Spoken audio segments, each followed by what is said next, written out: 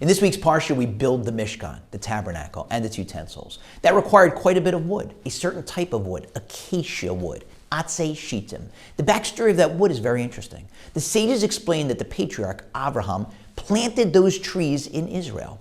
Years later, his grandson Yaakov cut them down and took them with him when he and his family went down to Egypt, where they replanted them. Then when the Jews left Egypt, they cut them down and brought them into the wilderness. That's where they got the wood from.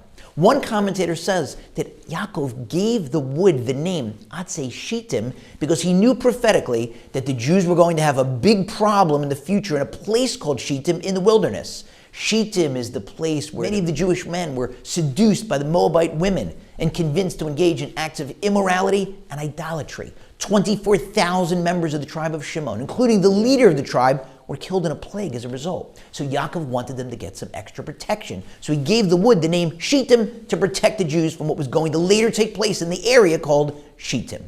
Very interesting.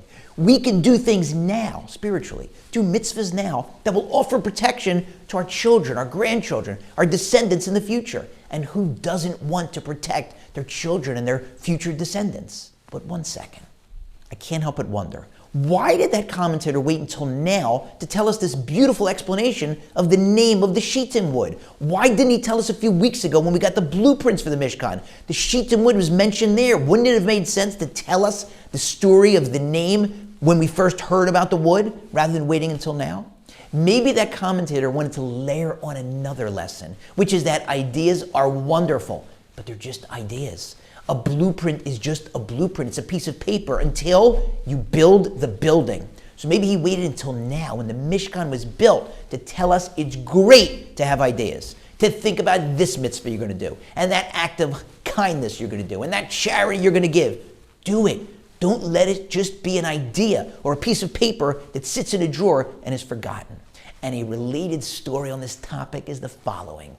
I'm friendly with a rabbi, and he is friendly with a fellow who is a battalion commander in the Israeli army, currently stationed with his men in Gaza. He called the rabbi and said, Rebbe, what can I do for some extra physical and spiritual protection for me and for my soldiers while we're here?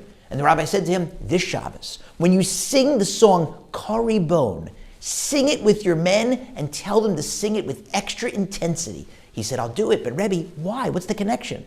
The rabbi explained. The author of that song, Rabbi Yisroel Najara, was the rabbi in Gaza City in the late 1500s, early 1600s.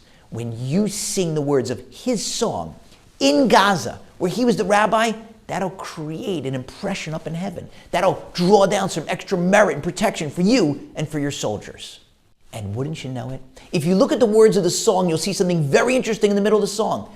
Unexpectedly, there's a phrase that says, God, please save your flock from the jaws of the lion, and please redeem us from exile or captivity. This Shabbos, why don't we all sing Kari Bone with extra intensity and hope it creates some impression up in heaven and grants extra protection to the soldiers and to the hostages.